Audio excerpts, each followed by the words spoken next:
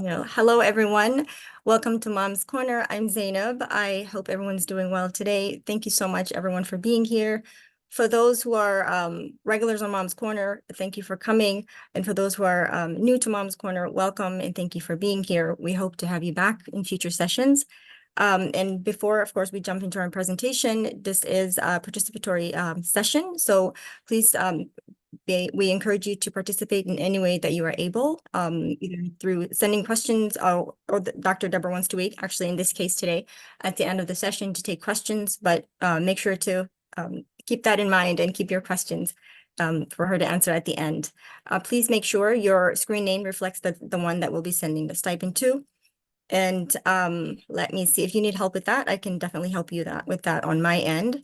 A brief introduction of Mom's Corner. Mom's Corner is one of the many programs under the umbrella of Global Perinatal Services, or GPS.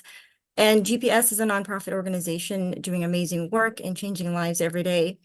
Our mission is to provide perinatal support services that include doula services, lactation education, childbirth education, early parenting support, and child development. And the communities that we serve include the communities that we provide those services include marginalized communities, which are Black, immigrant, and refugee families. And Mom's Corner is not just a space for moms, but for all women folk and supporters of women. And because at GPS, we believe that motherhood is an extension of a woman's identity and not the definition. And Mom's Corner, since the pandemic, really has become not just a space where we come to find support and camaraderie, but a safe haven and access to so many critical resources in our communities. And so without further ado, we are so grateful and honored to have Dr. Debra Sullivan here with us today on her topic, as she mentioned before, is parenting, is teaching, learning styles, and gifts. And so, Dr. Debra, I turn it over to you. Thank you. You are very welcome. And like I said, I'm really glad to be here. And I do this session with teachers and educators, and I do it with parents. And my favorite is to do it with parents. And again, it's just to show that a lot of the things we're doing, how important they really are, and that how we can continue those, but also how we can learn more about our children, their gifts, their learning, how they learn, and be able to share that with others and to advocate. There will be, excuse me, let me bring this chair over here just so it's closer. There will be an opportunity to do you guys do breakout rooms? We do not do breakout rooms, no. Okay, so there will be opportunities to use the chat, and there will be opportunities for then a couple of you to maybe unmute and be able to say, but definitely use the chat. So I'll go ahead and get started, and then near the end, I will go back to the chat and take a look at the questions and answer those. So let me go to share my screen.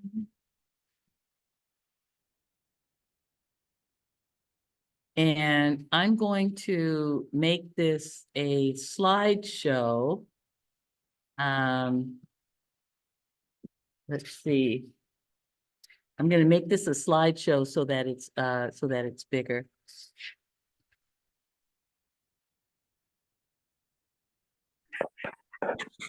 Okay.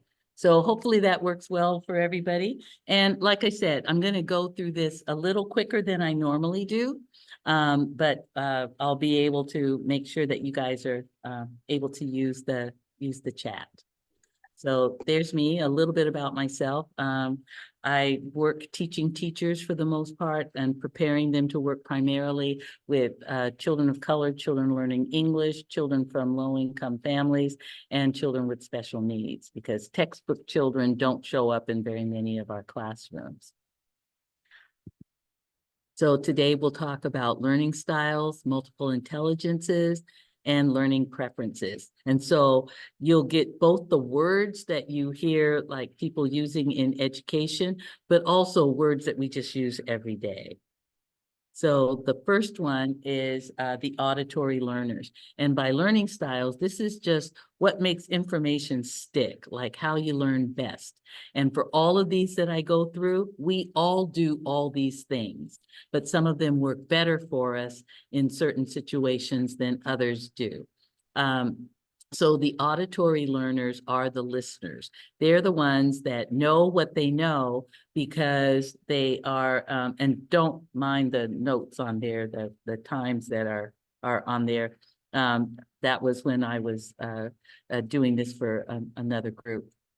But the auditory learners are the listeners. So they know stuff best when they're able to hear it.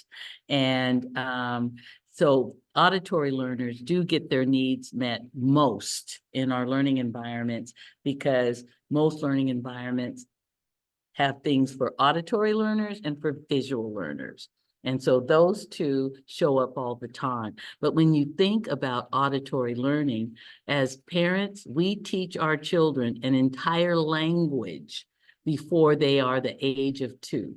And I say before the age of 2, because you can ask the 1-year-old to hand you the ball and they will hand you the ball. They may not be able to use a lot of words, but they understand what you're saying. So just think about that. As a parent, you've taught your child an entire language before they turn the age of 2. And we all learn our first language by listening. It's all auditory.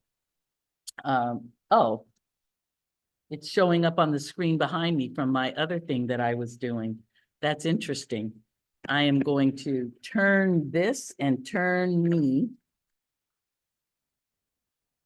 because I don't know if I disconnect, if it'll take me off of the UW's Wi-Fi and I'll lose everything. So I'm just gonna do this. Otherwise, it looks like I'm working in a dual dimension or something like that. So when you think of auditory learners, that's when we have conversations and discussions. So it's just the talking with our children and giving them instructions, like even if you're just helping them do things like learning to tie their shoes or do other things like that. But just the conversations that we have with them, the talking. For the auditory learner, they're going to remember it if they have the opportunity to hear it, if that's the kind of learner that they are. Also songs. Children learn a lot of information through songs. So if there are songs that you've made up for your child that teach them how to do different things as they go about their daily lives, if you have a song about that, that really works well. It works well for many children, but it works well for auditory learners because they'll hear it and they'll remember it. I put on here talking it through. Sometimes children give themselves self-talk, like they'll tell themselves how to do what it is that they're doing so they can make sure that they get all the steps right. And having children tell you what it is that they need to be doing. Now, what they need to do to get ready for nap time or bed or something like that. And having them just talk it through, that really works well for auditory learners. For learners who are older, for example, think lectures. There are people who go to lectures. I'm here at a conference and there were a lot of lectures that happened. And so auditory learners are going to really retain a lot of the information because they've heard it. Or people who do really well with audio books. Not everybody does well with an audio book, but with an auditory learner, for a listener, that's just perfect. My daughter's an auditory learner. She may not read a book, but she will listen to a book on a regular basis because she is an auditory learner. I am a visual learner. So visual learners learn best when they're able to like see things. And as you can see on here, Dr. Sullivan, yes. sorry for the interruption. Someone's saying they can't see the slide. I'm actually, my screen is also stuck on that one, the learning styles and preferences slide. I'm not sure if that's. So you're stuck here? I mean, with the purple slide? Yes, the one that says welcome. Yeah. Oh, well, Thank hold you, on. Gemini, for mentioning that. I thought it Let me was see if this yeah. works. Okay. Hopefully it Okay. Now what do you see? Did it change? Yes, now I see workshop facilitator. Yes. Okay. Okay. Okay, good. So this is the one that had me connected to the University of Washington. So Oh, okay. now I can turn back around so I'm Okay. not sitting sideways. Oh, And dear Lord. Thank you, Gemini. and it should yeah, thank Yes, you. thank you. Let's see. I don't know why this is up there. So it's now, do you see just, you see Yep. the, Mhm. okay. Yep, auditory. Yep. Okay, well, let me run through this again. This will be even quicker because I just said all of this, but the auditory learners are the listeners and they learn best when they can hear things. And so I talked a little bit about conversation and discussions, songs, children talking it through, or you having them talk it through to you. So if your child is an auditory learner, then they'll still be able again to hear it. Lecture, and that I was talking about, that could be older students or older children, but at the same time, it's for adults. And when you think about adult learners who are more auditory, but also we give a lot of instruction to our children that's like a lecture when we're giving them detailed instructions on how to do stuff. And for the audio learner, you know, that's going to work well. And then for if you're thinking about learning styles in yourself, then thinking about audio books. I talked about visual learners, those are the seers, and there's visual word and visual picture. And what that means is that there are learners who learn best because they've been able to read something, and there are learners who learn best when they can see an image of it of some kind.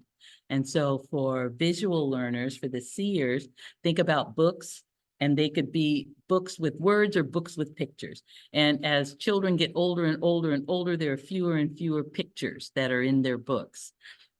But it doesn't have to be necessarily pictures like a picture book.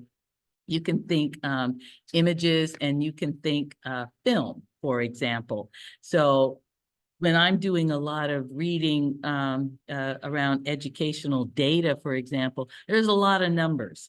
And I'm reading the words and I'm reading the numbers, and there's a lot of that. But sometimes just show me a pie chart, for example, or a graph. And now all that information and all those numbers are now in an image form, a picture. And so I can look at a pie chart or a graph, and now I know what all that data means without reading all those words. So even though I tend to be visual word, I need to read it. I'm also visual picture. I need to like see a representation of it. So what I want you to do now is, it'll let me.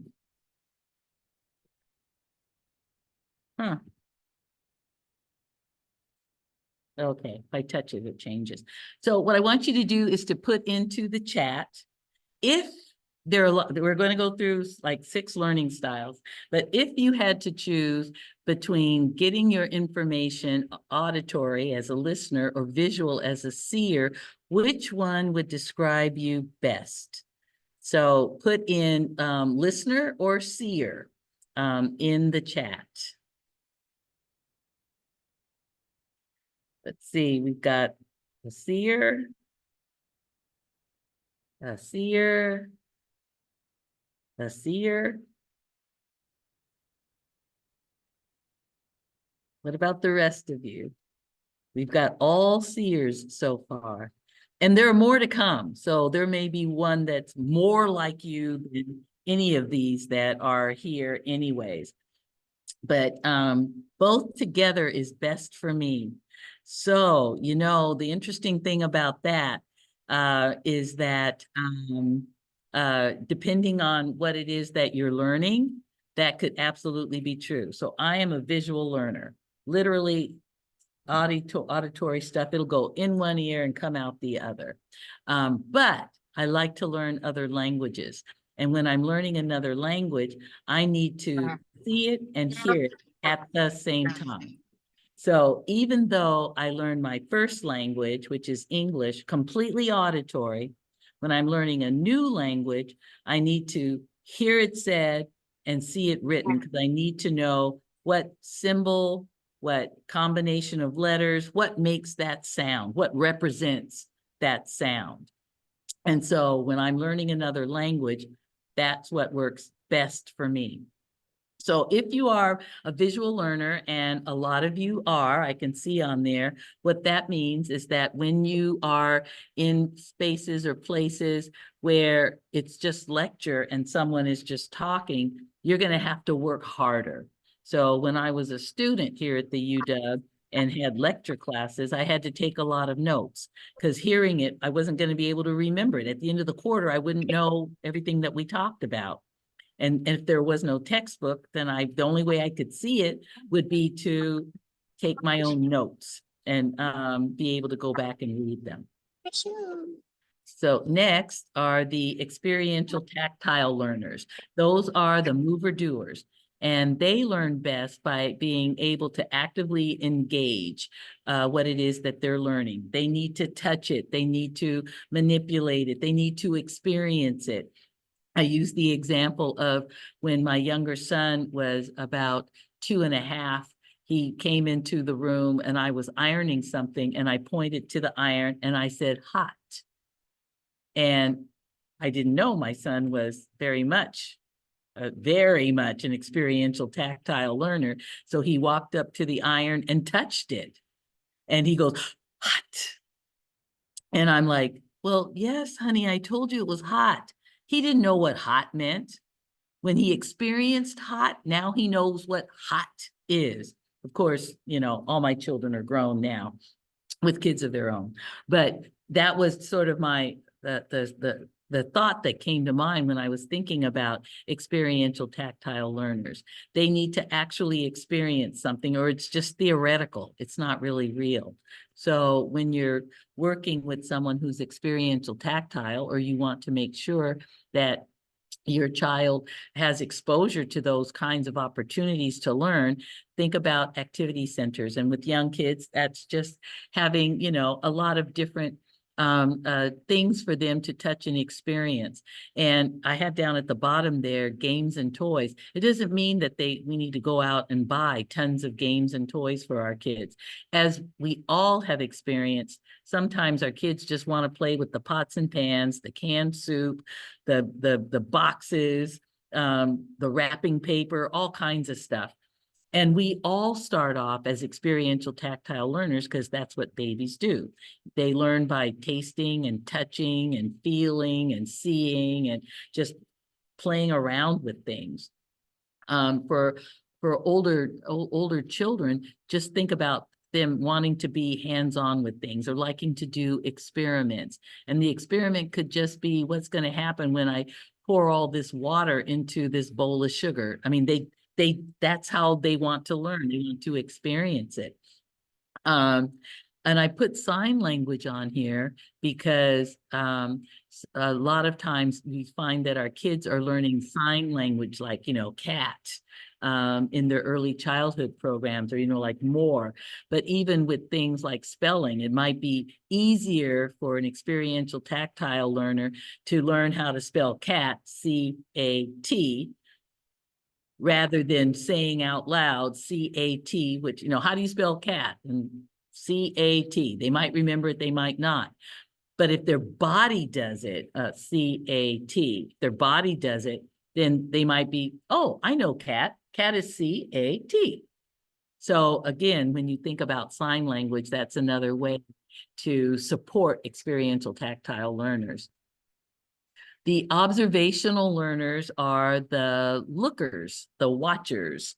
They learn best by being able to see somebody else do it. That's what they like to be able to do. They don't want to just jump in and start doing things. They want to be able to watch someone else do it. And by watching someone else do it, then they can replicate what that other person did. So that's like having demonstrations. It's taking turns, but the observational learner will want to go second. They don't mind taking turns. but they want to go second so they can see somebody else doing it because they don't mind practicing. So I have practice down there, but they don't want to practice in public in front of everybody.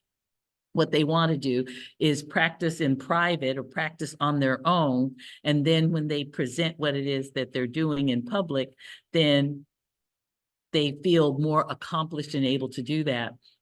All of us might have had a experience where our child does something that's absolutely amazing. And then when you have somebody in the room and you say to your child, oh, do this, do that. And they look at you like they have no clue what you're even talking about because they're just not going to do it. And so my daughter used to put on all kinds of skits and plays while we were working around the house. And I would tell her, oh, why don't you do that for your brothers? Or why don't you, do that for your dad? And she'd look at me like I was in some insane woman making stuff up. It's like, but you do that all day long. And she would just look at me like, what are you talking about? And so I finally realized that she's also very observational and that she's not going to just improv something in front of a bunch of other people just because I'm asking her to. They like role playing, but again, they don't want to go first. They tend to pay a lot of attention to facial expressions and body language. And a lot of children do that automatically. And as young children, we ourselves were very observational because we observed the grown-ups around us and the things that they did. And we did role playing and pretend play. We would watch them and then we would pretend to do the stuff that we saw them do. But also think about people who are older who can learn to do a lot of things through watching YouTube videos. So that would be an observational learner. That's part of observational learning styles. So in the chat again, if you had to choose between being, oh, I'm in the slideshow. I actually can't read the chat when I'm in the slideshow. That's why this isn't showing up. So I can tell you what people are saying if you'd like as well. that would be Yeah. great. So if you had to choose between being a mover doer or a looker watcher, which one would describe you best? And again, it might be both, and it might be like not quite either one, because one of the other learning styles might be your top one. So go ahead and put that in the chat. Yep, I vote both. We have a looker, watcher, mover, doer, so a mix. Okay. Okay, a good mix. Someone said both. Yep. Marissa. Yep, both. Naima said mover and doer. So when you think about these, don't think about them in separate little boxes. Just think about all of them are kind of on a continuum. So as I said before, we all do all these things, Yeah. but we do them more or less as what works for us as individual and in different combinations as what works for us as individuals. And since we're all very unique, different human beings, even twins are unique human beings, because of that, all of these things can get mixed up in a variety of ways, which is what makes being human great, because Yeah. we all can be different. Absolutely. The interactive learners are the talkers. They know stuff because they can talk about it. If I can't explain something to you in my own words, that means I actually don't really know. I'm just repeating something that I've heard. So with the interactive learners, they need to tell, they need to be able to tell you in their own words. And I know sometimes this happens in schools a lot. There are those teachers who want you to say exactly what it was that they said. Well, that's easy to do if you write it down or you can and remember it, or you can hear it and remember it and just give it back to the teacher. But that doesn't mean you learned it. And so for the interactive learner, the ones who are talkers, what they need are conversations and discussions. And I put on here, especially with others who speak the same language. So sometimes I go into classrooms and the children who speak or who are learning English are like scattered around with the English speakers. So it's like one person learning English at a table full of kids who may have either learned enough English already to do well, or it's their home language.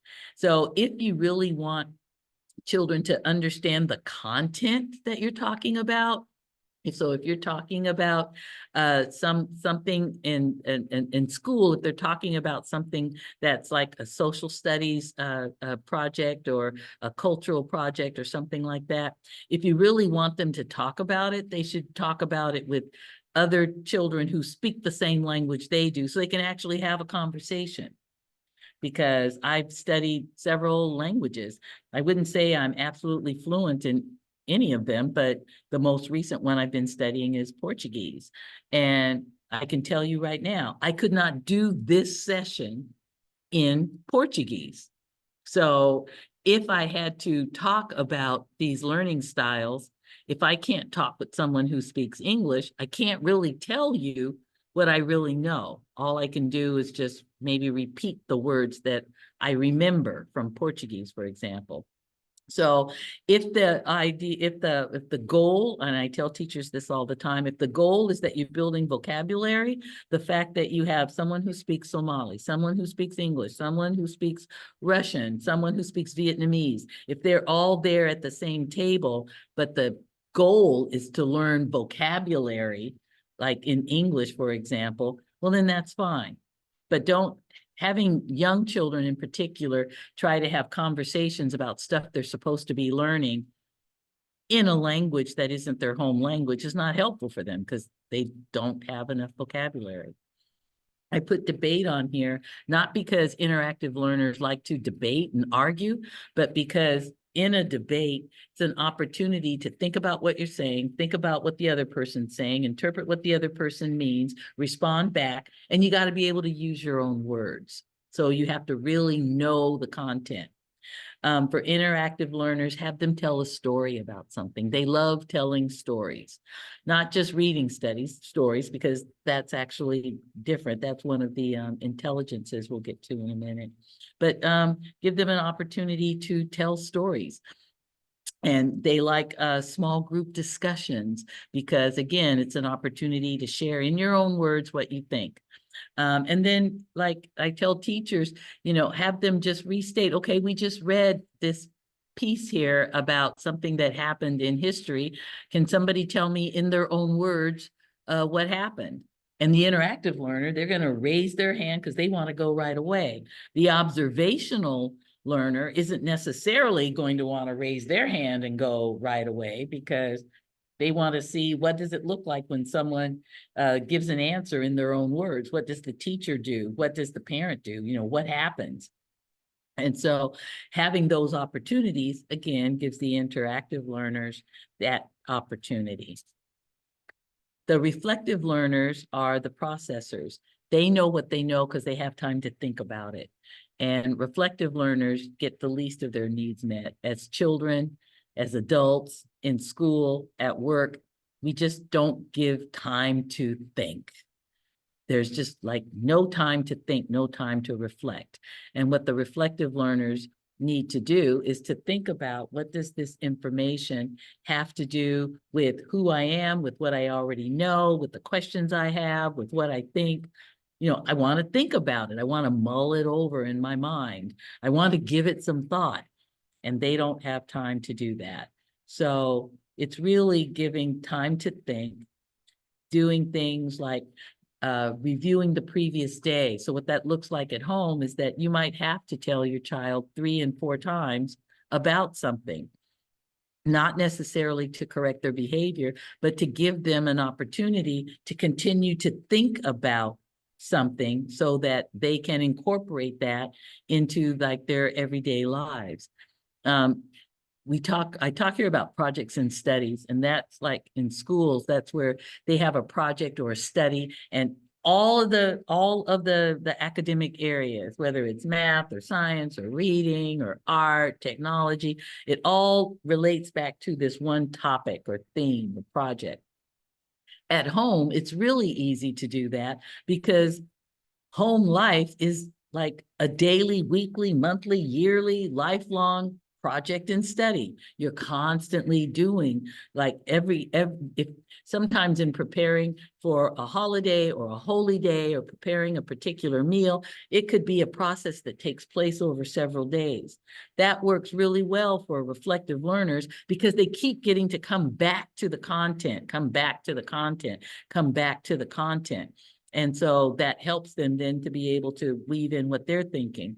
In schools, what will happen is the class will study something, and then the reflective learner will go home and think about it, and they'll come back the next day and be like, oh, teacher, I thought about what we were talking about yesterday, and I have some ideas, or I have a question. And the teacher says, well, that was yesterday. We're not talking about that today. So reflective learners don't get an opportunity to like bring their best thoughts into the learning environment because everybody's moved on to something else. And now their good thoughts are just like left behind. Journaling is really good for reflective learners because you can change your mind every single day in your journal. I thought this about that, but today I thought about it some more and now I feel this way. And tomorrow I'm going to keep thinking about it because I might change my mind again. So journaling, you can't be wrong in your own journal about your thoughts and how they evolve and change. I put on here sharing with others because just an opportunity like to talk through stuff is very helpful for reflective learners. And so sharing is not like a small group discussion, because in a small group discussion, you're usually discussing some academic content. And you aren't really able to like just share your thoughts, change your mind, let your thoughts grow and evolve. Sharing with others, it's like maybe every day you share things like with little kids, how are you feeling? Well, yesterday I felt really bummed out about this, that, and the other. But today, I feel worse about it. Or today I feel better about it. But just the ability to just share back and forth. And this will come up again when we look at the intelligences. So here's your next chat question. If you had to choose between being an interactive talker or reflective processor, which would describe you? And I can give you an example of what that looks like in real life. So two people go to a movie. One's an interactive learner and one's a reflective learner. And after the movie, the interactive learner is like, wasn't that a great movie? Oh, I really liked the part where this happened, that happened, the other happened. But let's go get some coffee and talk about it. And the reflective learner is like, I need to think about this movie. I need to run it through my mind again. I need to see what I think, how I feel about some different parts in the movie. Can we get coffee tomorrow? Can I just like think about it? So if you were the person coming out of the movie, would you want to get coffee right now or tomorrow? Are you the interactive learner or the reflective learner?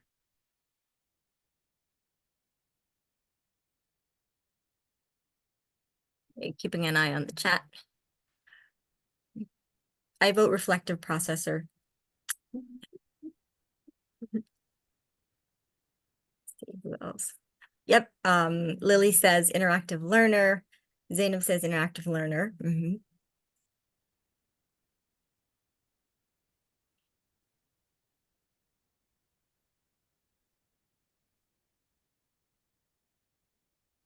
Interactive. Camilla.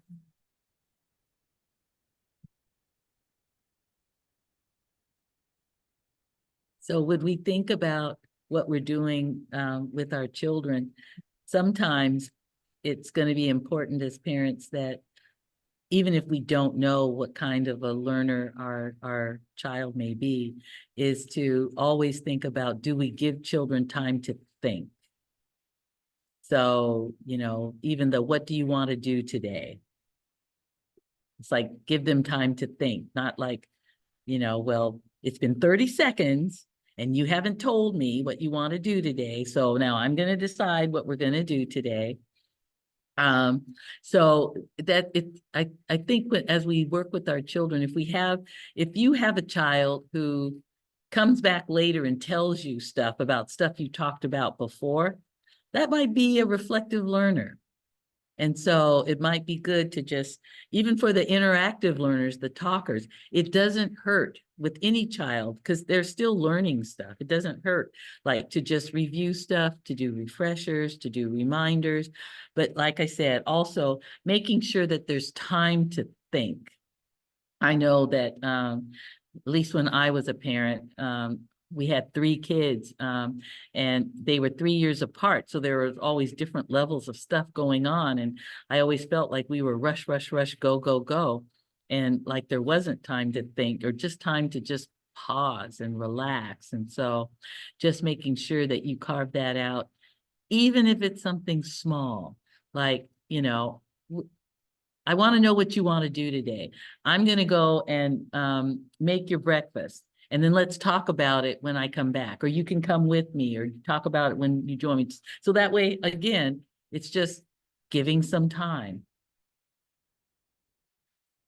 So this is the question that I sometimes ask in small groups. And I know that we went through this pretty quickly, but I'm going to stop sharing for a moment and for a couple of you to say what your top 2 learning styles are. And just as a reminder, there are the reflective learners, the processors, the interactive learners, who are the talkers. There are the observational learners, they're the lookers and watchers. The experiential tactile learners, they're the movers and doers. And they're the visual learners, who are visual word and or visual picture. And the auditory learners, who are the listeners. So as you thought about those, if you had to pick your own top 2 learning styles, what would they be? I'm going to take it off of this. I'm going to stop sharing for a minute. And raise your hand if you want to share what you think your top 2 are. And you don't have to be right. You can change your mind tomorrow.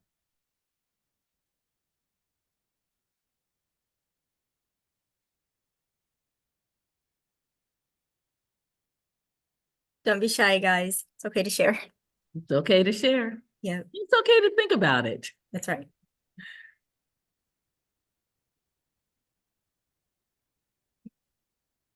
And it's okay to not. Yes. So I am going to go to the multiple intelligences.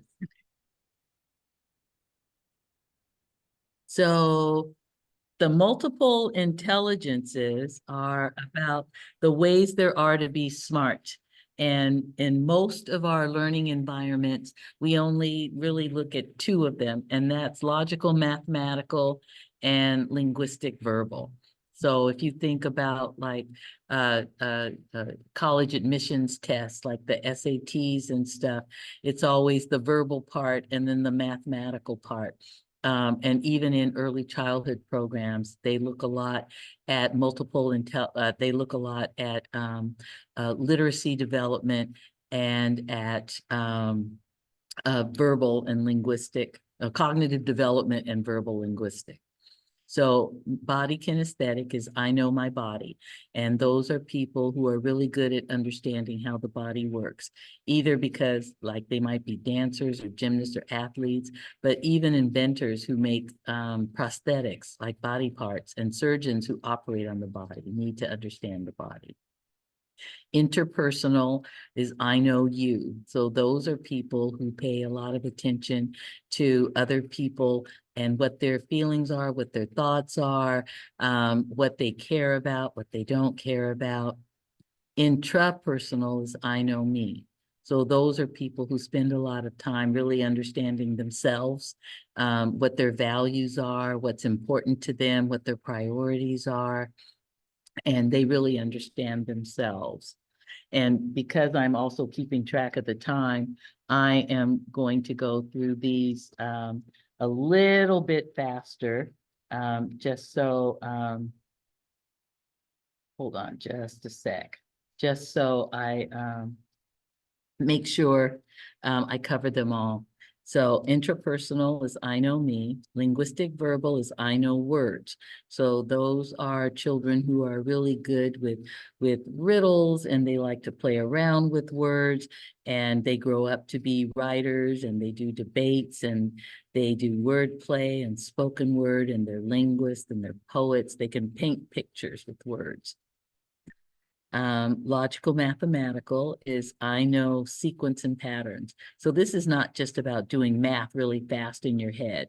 It's about sequence and patterns. And so they're good at things like what comes next, doing predictions, because if you're really good at sequence and patterns, and that's what math is, a sequence of numbers equals another sequence of numbers, or a sequence of numbers makes this thing over here happen.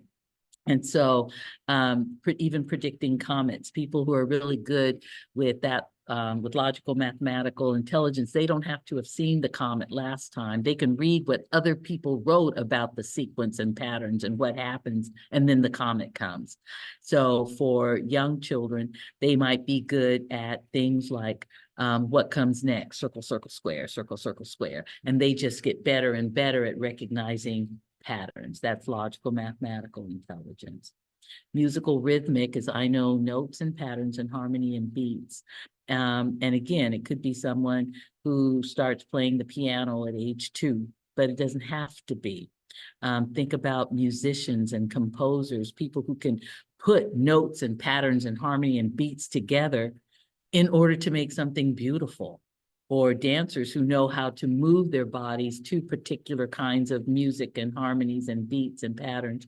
And I tell people every culture has its own understanding of what makes beautiful notes and patterns.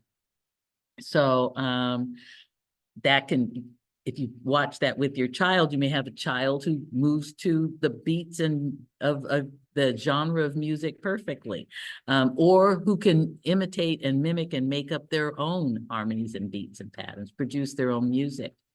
The naturalist is I know how I'm connected. And this could be connection with the environment. They could be connected with other human beings. It could be connection with pets.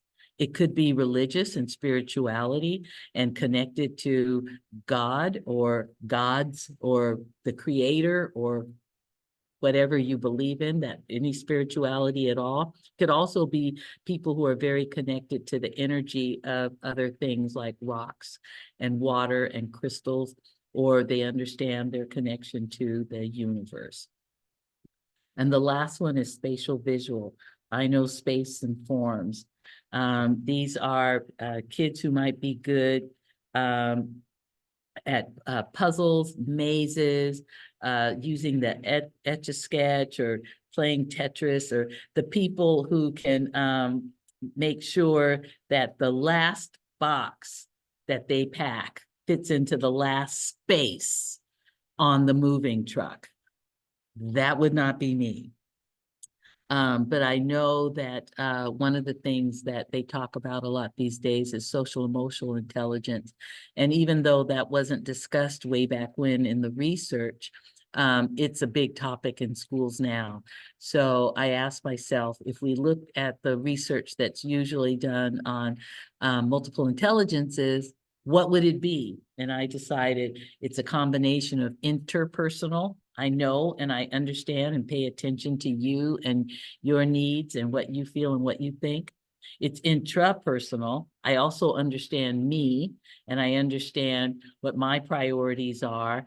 Like if I see a child playing with the toy and I can see that the child is enjoying the toy, I can see that there's a lot of fun coming out of that toy. I know me, I want the toy.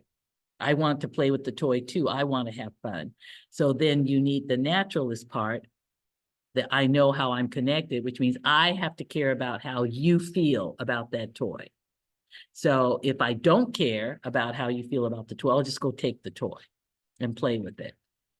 If I don't care about how I feel about the toy, I'll just sit and pout and let you keep the toy. But if I know how I'm connected and I want to make sure that I have an opportunity to play with the toy too, but I don't want to take it from you, then I'll work with you to kind of figure out, how do we share the toy? How can we both enjoy the toy? So that is, let me stop this sharing here again. That is basically a lot of stuff around both the multiple intelligences, about intelligences, and about how different children learn and how different people learn. And like I said, we all do all of them. Some just work better for us in different contexts. So with that being said, are there any questions that are in the chat that I can answer? I'm checking the chat. Guys, feel free to ask any and all questions, please. All questions are welcome and encouraged, so Absolutely. ask away. Yeah. If you want to come off mute and ask a question, yes, please do.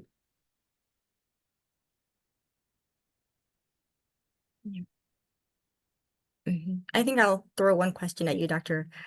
Sullivan.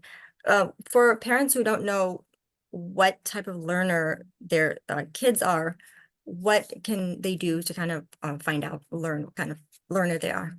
Well, first it's just doing a lot of observation, and it'll take some time because all children start off as experiential, tactile learners, and but eventually they'll start showing you. Like my daughter would say things like, I would say, well, I'm going to make a list of the things I need you to get done by the time I get back from the store. And she would say, well, just tell me. And I would be like, no, I'm going to make a list so you can make sure that you have it. And she would say, well, just tell me. It took me a while to realize that my daughter was an auditory learner, that if I told her, she'd remember it. If I wrote a list, she wasn't going to read it. I'm a visual learner, so I needed a list. So I decided, well, fine, I'll make the list for me. So when I come back, I'll remember what I told you to do. So part of it is just observation. If you're doing something around the house and your child keeps wanting to do it with you, that could be them wanting to imitate what you're doing, but it could be that they want to learn how to do it. And the way they're going to learn how to do it is to try to do it too. So, or a child who you ask them a question and they say, I don't know. Well, they may not know, but it could be, I don't know yet. So you could say things like, okay, well, I want you to think about it and I'll come back and I'll ask you later.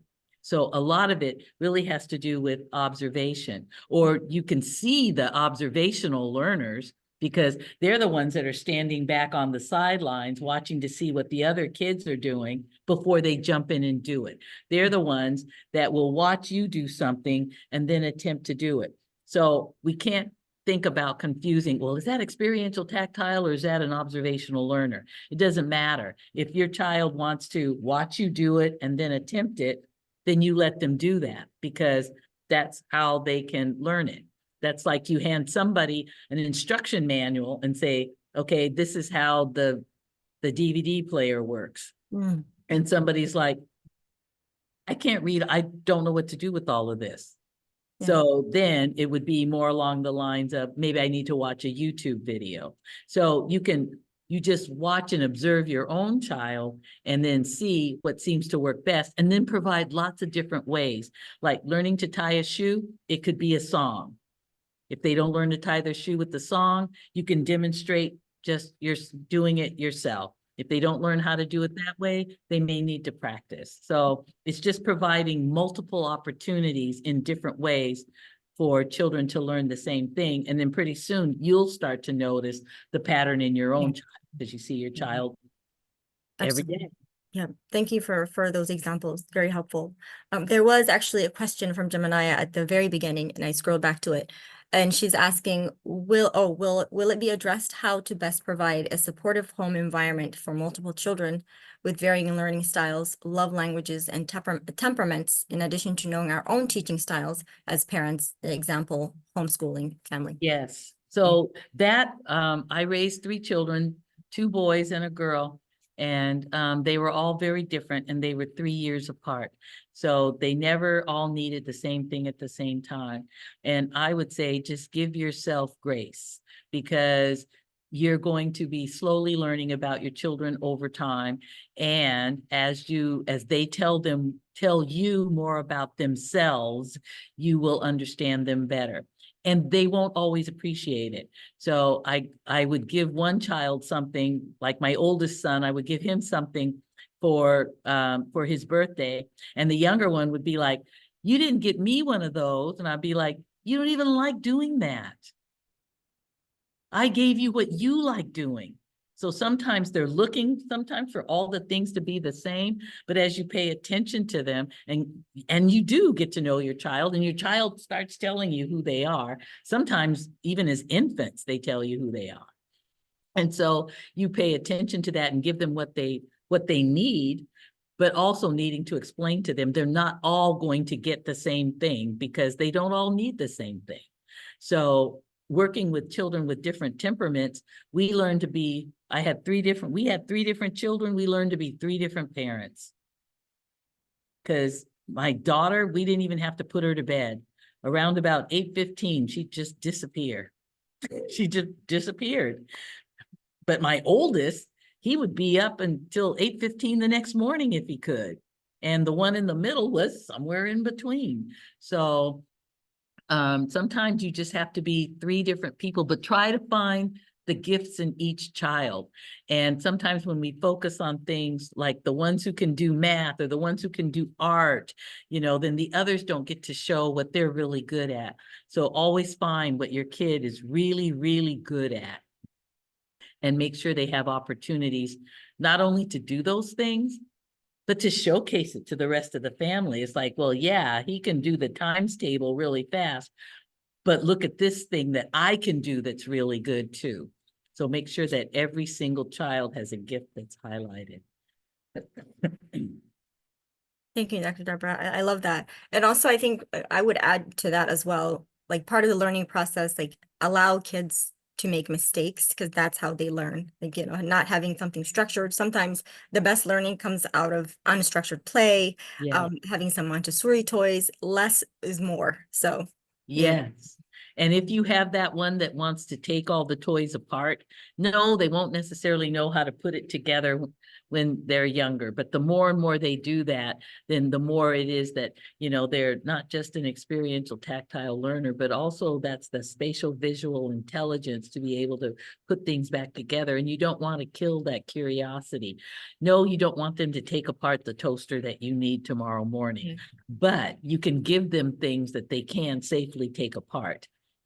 A lot of after school programs, I see they have junk boxes, and they are boxes where there are things that children can't harm themselves with. But if they want to, like the 5th grader wants to get a screwdriver and take the DVD player apart, then they can. as long as they're safe. Yeah, that's what we're Yeah, as long as they're safe. Yeah.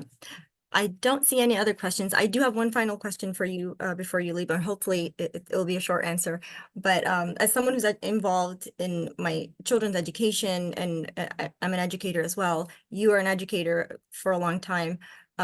What do you see, like how are schools now, or are they kind of catering to the different intelligences or needs or learning styles of students? Because I know our schools can sometimes feel like one size fits all, and there's just not Yes. a lot of opportunities for kids to express themselves. Yes. Yeah. So I'm going, you have the PowerPoint, and they can all have the PowerPoint so that Yes. they have the information. But I would say basically you're going to have to tell the schools what you think your child needs, because even if some teachers want to do some of those things, a lot of times they don't know how. And the school's not necessarily even going to tell them how. And so we can support classrooms best when you say something along the lines of, I think my child is a reflective learner. So what's really good is if he or she has an opportunity to think about the stuff and then talk to you about it like the next day. So can you just do a short review every day of what was covered the day before? So giving them small strategies that they can do, because teachers see themselves on a timeline and often they just go boom, boom, boom, boom, boom, and don't really have the time to figure out how to do it different. So you can use the information that you've learned here and just give them one strategy at a time. Awesome. Thank you so much. Any last minute questions, guys, for Dr. Sullivan's gone? Awesome. Oh my goodness. Well, I think that's it. Dr. Sullivan, thank you so much. Such a fruitful session. I can talk about this like all day. So hopefully you and I can get together and keep talking about this, because I'm very Definitely. passionate about changing our education system for the better, especially for those of us, who don't always get the best side of it. And so Absolutely. So just yeah, let me know. And if anybody thinks of a question later, because they yes. thought about it, they Yep. had time to think, they can send it to you. You can let me know and I'll answer it. Absolutely. And I can also share our PowerPoint, your PowerPoint slides with anyone who would like to go Yes. back on them. Yeah. I'll send you an updated one. Okay, sounds good. Yeah. Well, thank you for coming, and everyone, thank you for coming as well. Dr. Sullivan, good luck with your car. I hope everything works out. Thank Yeah, you. Me yeah, too. yeah, yeah. Thank you so much. We'll see you later, guys. Yeah. All right. Bye, everybody. Bye, guys.